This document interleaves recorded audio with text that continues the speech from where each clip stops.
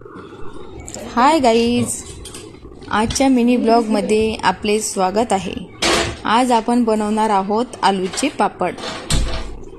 सगळ्यात पहिले आलू उकळून घेतले आणि मग किसणीने छान किसून घेतले।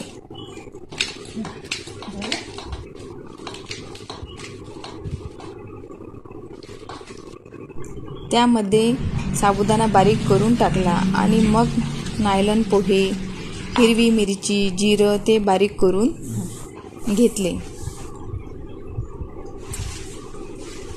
आणि त्यानंतर थोडे मीठ टाकले।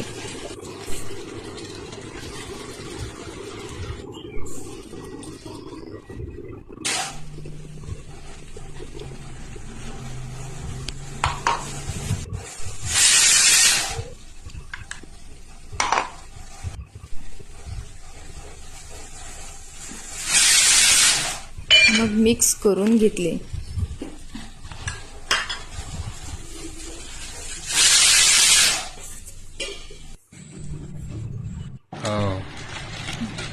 मग पापड बनवण्यास सुरुवात केली।